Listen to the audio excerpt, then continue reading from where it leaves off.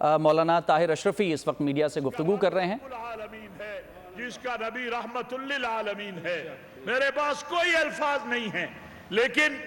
میں آج یہ سوال اپنی عدلیہ سے بھی کرنا چاہتا ہوں، اپنی حکومتوں سے بھی کرنا چاہتا ہوں۔ میں اس معاملے پہ کئی بار چیخ و پکار کی کہ مجرموں کو اگر سزا دی گئی ہوتی تو آج ممکن ہے یہ معاملہ نہ ہوتا۔ ہمارے عدالتی نظام نے مسیح کو تو سزا سنا دی، لیکن جنہوں نے سینکڑوں لوگوں کو گھروں سے بے گھر کیا ان کے لیے کوئی سزا نہیں سنائی۔ کبھی ہم جڑا والا کا رونا روتے ہیں، کبھی ہم شانتی نگر کا رونا روتے ہیں، کبھی ہم گوجرا کا رونا روتے ہیں، کبھی ہم قصور کا رونا روتے ہیں۔ جناب چیف جسٹس آف پاکستان، پوری قوم مطالبہ کرتی ہے کہ عدالت بھی اسی چرچ میں لگاؤ جس کی صلیب کو توڑا گیا، 1 ماہ میں ٹرائل کرو۔ قوم چاہتی ہے کہ ان مجرموں کو سزا ملے، ان کو 9 مئی کے مجرموں کی طرح اس کیس کو لمبا نہ کرو۔ ہم تھک گئے ہیں، ہم قوم دنیا کو بتاتے ہیں دیکھو ہمارا ملک کیسا ہے، ہم سب اکٹھے بیٹھے ہیں، اور ایک طرف ہم یہ قرآن کریم کے تقدس کے لیے سارے جمع تھے یہاں پر آج سے 1 ہفتہ پہلے۔ آج اس بائبل کو اور زبور کو جلایا گیا ہے، آج اس تورات کو جلایا گیا ہے۔ یہ قرآن جتنا میرے لیے مقدس ہے، اللہ کی یہ کتابیں جو ہیں یہ بھی مقدس ہے، اور جنہوں نے ان کو جلایا ہے میرا دکھ اتنا ہی ہے جتنا دکھ مجھے قرآن کریم کے جلانے کا ہے، اتنا ہی دکھ ہے مجھے اگر کوئی مسجد کو جا کے گراتا جتنا چرچ کو گرانے کا ہے، صلیب کو توڑنے کا ہے۔ میرے آقا علیہ السلام نے سیدنا عمر بن خطاب کے بارے میں کہا تھا، لو کان بعدی نبی لکان عمر۔ عمر فلسطین کے فاتح بن کر گئے، آج بھی وہ چرچ موجود ہیں، وہ عبادت گاہیں موجود ہیں، اسی حالت میں سب کچھ ہے۔ شام میں ایک چرچ کے تھوڑے سے حصے کو مسجد میں شامل کیا گیا، لیکن خلیفۃ المسلمین نے واپس چرچ کو وہ زمین دے دی۔ میں آج دنیا کو کیا منہ دکھاؤں کہ میں رواداری کی بات کرتا ہوں، یہ میرے ساتھی رواداری کی بات کرتے ہیں، یہ میرے ساتھ کھڑے ہو کے قرآن کریم کے جلانے والوں کے خلاف ہم آواز ہوتے ہیں۔ آج تو رات جلی ہے، میں کہنا چاہتا ہوں، آپ کے ذریعے پیغام دینا چاہتا ہوں، ہم اتنے ہی دکھی ہیں جتنا دکھ ہمیں قرآن کریم کے جلانے کا ہے، بلکہ ان لوگوں نے ہمارا مقدمہ کمزور کیا ہے۔ ہم سویڈن اور ڈنمارک میں ہونے والے واقعات پہ رو رہے تھے، انہوں نے یہ عمل کر کے ہمارے مقدمے کو کمزور کیا ہے۔ میں ایک بار پھر جناب بشپ صاحب آپ سے، کیونکہ یہ پاکستان کی بڑی مسیحی مراکز میں سے ایک ہے، آپ سے، آپ کی پوری قوم سے، اپنی طرف سے، پاکستان کی عوام کی طرف سے، اپنی ریاست اور حکومت کی طرف سے، وزیر اعظم پاکستان، سب سے پہلے ان کی طرف سے جو ہے مذمت کا بیان آیا، اور یہ میں اپنی طرف سے مطالبہ کر رہا ہوں۔ میں آج صبح سے تمام چینل پر کہ جتنے چرچ نشانہ بنائے گئے ہیں، مقدس مقامات نشانہ بنائے گئے ہیں، مسیحی آبادی کے گھر نشانہ بنائے گئے ہیں، حکومت پاکستان سے میرا مطالبہ ہے کہ حکومت پاکستان فوری طور پر گورنمنٹ اپنے ذریعے سے ان تمام مقدس مقامات کو جو ہے بحال کرے۔ جہاں عمارتیں ٹوٹی ہیں ان عمارتوں کو بنایا جائے، جہاں جو نقصان ہوا ہے اس نقصان کو پورا کیا جائے، جو گھر جلے ہیں یا گھروں کے نقصان ہیں وہ پورا کیا جائے۔ اور مجھے امید ہے کہ وزیر اعظم پاکستان ہمارے اس مطالبے کے اندر، یہ مجھے میری مسیحی برادری نے نہیں کہا، مجھے بشپ صاحبان نے نہیں کہا، مجھے چرچ آف پاکستان نے نہیں کہا، مجھے محترم بشپ صاحب نے نہیں کہا، یہ میرا مطالبہ ہے ایز اے چیئرمین پاکستان علماء کونسل کہ جو نقصان ہوا ہے اس کا حکومت پاکستان اس کو پورا کر کے دے۔ اور یہ جو چرچ جو ان کا نقصان ہوا ہے ان کو بحال کیا جائے، اور پھر وزیر اعظم پاکستان خود وہاں تشریف لائے تاکہ دنیا کو ہم بتائیں کہ یہ جو وحشت اور دہشت ہے اس سے ہمارا کوئی تعلق نہیں ہے۔ میں محترم بشپ صاحب سے گزارش کروں گا کہ وہ اپنے خیالات کا اظہار فرمائیں۔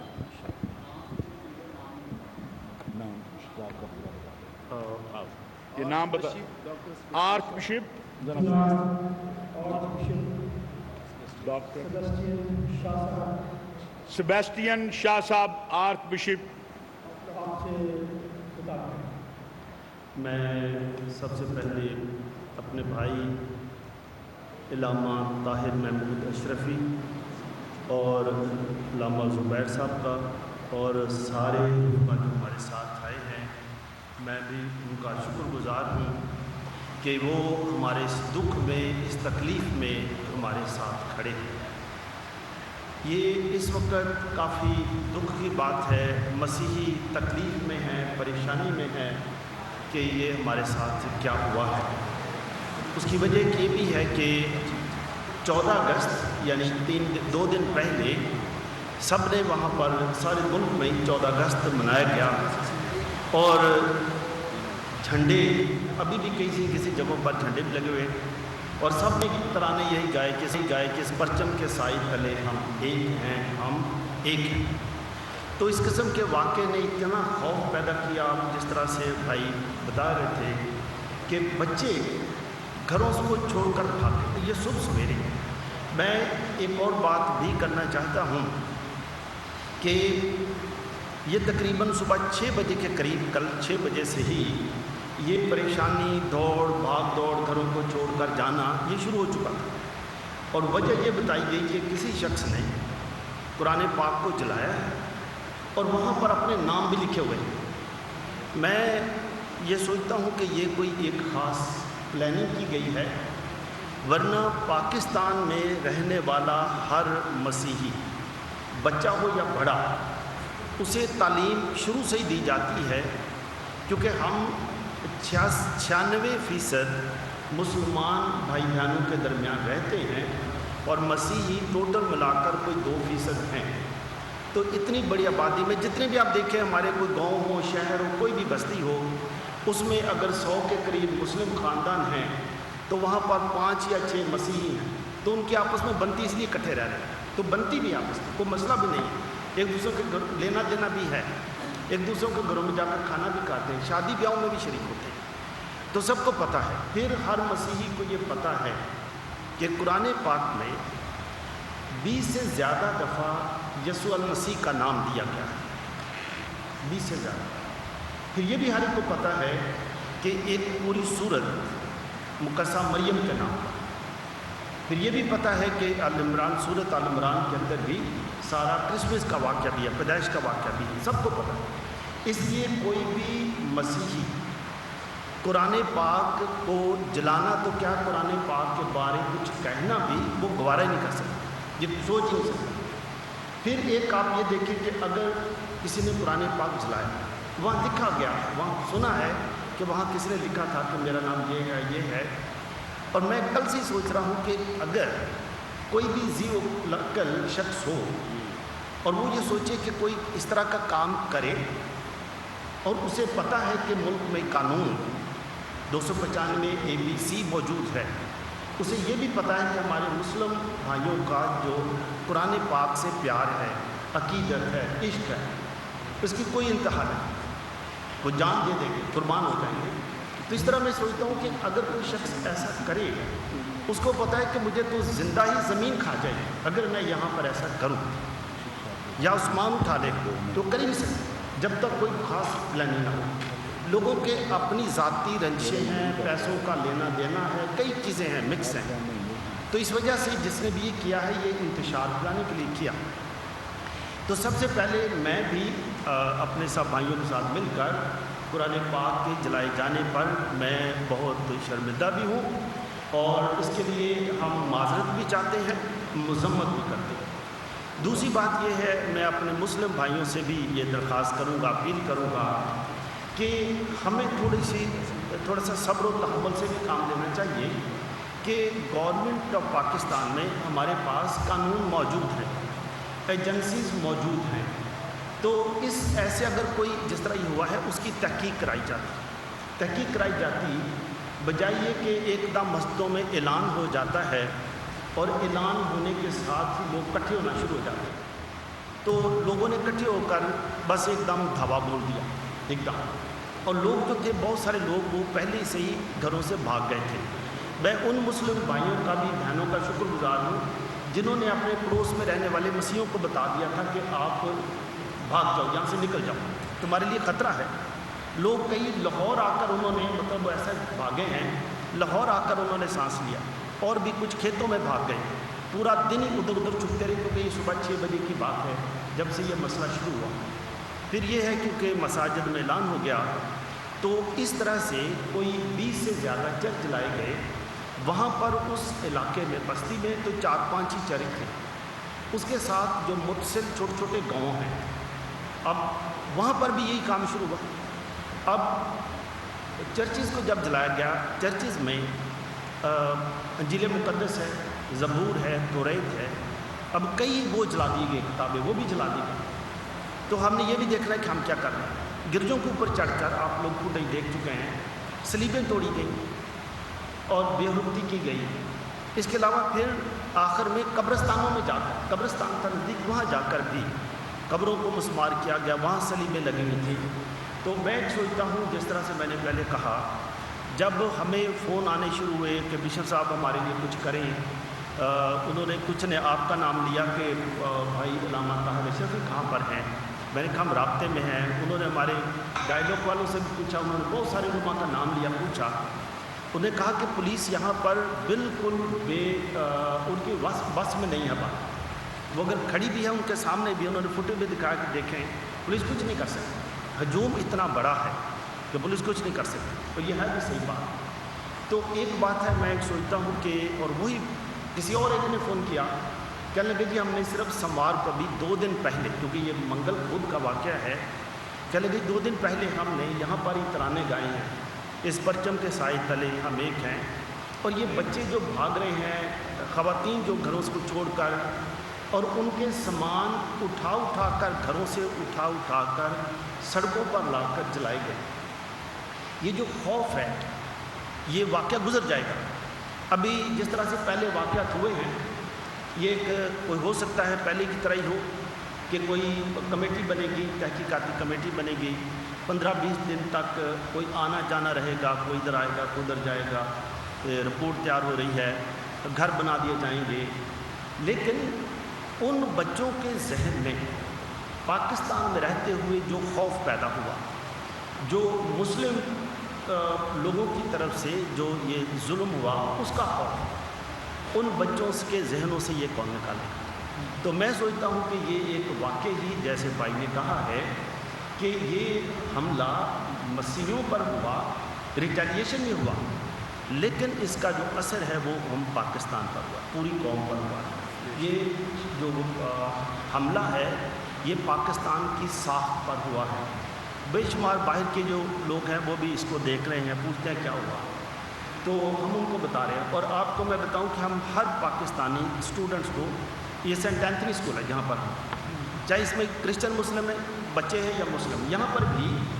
آبادی کے لحاظ سے یہاں پر تقریباً 95% بچے مسلم ہیں۔ ہم سب کو تربیت دیتے ہیں، سب کو تربیت دیتے ہیں، سب کو شہری بناتے ہیں، اور ہم بتاتے ہیں کہ پاکستان میں، کئی دفعہ لوگ پوچھتے ہیں جی پاکستان میں ہمارا مستقبل کیا ہے؟ میں کہتا ہوں کہ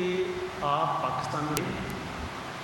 آپ کی پیدائش کا تعین آپ نے نہیں کیا، یہ خدا تعالیٰ کی طرف سے ہوا، آپ ادھر پیدا ہوئے۔ اگر آپ ادھر ہی پیدا ہوئے ہیں تو آپ نے اسی سرزمین پر محنت کرنی ہے، اسی سرزمین کو شاداب کرنا ہے، یہاں پر رہتے ہوئے آپ نے ہر ایک کے ساتھ پیار محبت سے رہنا ہے۔ کیونکہ اگر میری خواہش ہوتی کہ میں کہیں پیدا ہوں تو میری اپنی خواہش سے ہوا، لیکن یہ خدا تعالیٰ کی طرف سے آپ ادھر ہی پیدا ہوئے، تو ادھر کی زمین کے لیے پیدا ہوئے، ہم نے ادھر ہی رہنا۔ تو آخر میں میری دعا بھی ہے کہ خدا ہم سب کو برکت دے تاکہ ہم بڑے تحمل کے ساتھ، اگر کوئی، اب خدا کرے کہ ایسا واقعہ نہ ہو، لیکن اگر کوئی ایسی بات ہوتی بھی ہے تو اس کی تحقیق کی جائے تاکہ فرد واحد، اگر یہ شخص نے فرد واحد نے کام کیا تو پوری آبادی کا اس سے کیا قصور؟ پوری آبادی کو تو نہیں نقصان پہنچانا چاہیے۔ وہاں کا جو فادر ہے، پریسٹ ہے، اس کا تو اس میں کوئی قصور نہیں، اس پر حملہ ہو جاتا ہے۔ اب گرجے شہید ہو گئے، اب ان کا واحد کا عمل پوری آبادی سے اس کو نتیجے پر نہ اس کو کیا جائے، پوری آبادی کو اس کا جو ہے ٹارگٹ نہ کیا جائے۔ تو ہم حکومت سے بھی مطالبہ کرتے ہیں کہ اس کی تحقیق کی جائے، جن جن لوگوں نے یہ کام کیا ہے ان کو سزا دی جائے، بلا تفریق سزا دی جائے، تاکہ آئندہ ملک میں ایسے واقعات نہ ہوں۔ خدا آپ سب کو برکت دے اور ہمارے بھائی اس پیار محبت کو اس طرح قائم و دائم رکھے تاکہ ہم اپنے سب گھرالی پرچم کو دنیا میں اونچا کر سکیں، اور پاکستان میں رہنے والا ہر شخص چاہے کوئی بھی ہو وہ عزت اور آبرو سے زندگی گزارے اور پاکستانی کہلوانے میں اور پاکستان میں رہنے میں فخر محسوس کرے۔ خدا آپ سب کو اپنی برکات سے مانا۔ میں ایک ناظرین مولانا طاہر اشرفی اس وقت لاہور میں مسیحی برادری کے ساتھ میڈیا سے گفتگو کر رہے ہیں اور جڑاں واقعے پر افسوس کا، تشویش کا اظہار کیا۔ انہوں نے کہا کہ مسیحی برادری سمیت تمام اقلیتوں کو پاکستان میں مکمل تحفظ حاصل ہے، اس کے باوجود اس قسم کے واقعات تشویشناک اور پریشان کن ہیں۔ آپ لوگ اس ملک پاکستان میں آزاد ہیں۔ صحافتی اصولوں پر کاربند، بول نیوز نے رکھی روایت برقرار۔ بول نیوز کی جانب سے دیکھنے والوں کو یوم آزادی کی بے حد مبارکباد۔ ملک بھر سے جشن آزادی کی تقریبات بول نے دکھائی اپنی سکرین پر۔ پاکستان کے 76ویں یوم آزادی کا جشن بول نے سنائی پاکستان زندہ باد کے نعروں کی گونج۔ بول کی سب سے بڑی ٹرانسمیشن میں پاکستان کا نام روشن کرنے والوں نے دیے قوم کو پیغامات۔ بے پناہ مشکلات کا سامنا کر کے اس ملک کو حاصل کیا۔ آزاد قوموں کو بہت سی قربانیاں دینی پڑتی ہیں۔ 76 واریوں میں آزادی کا دن جوش و خروش کے ساتھ منایا، کیونکہ زندہ باد پاکستان یہ ہے بول کی پہچان۔ سبسکرائب کریں اور بیل دبائیں تاکہ کوئی خبر رہ نہ جائے۔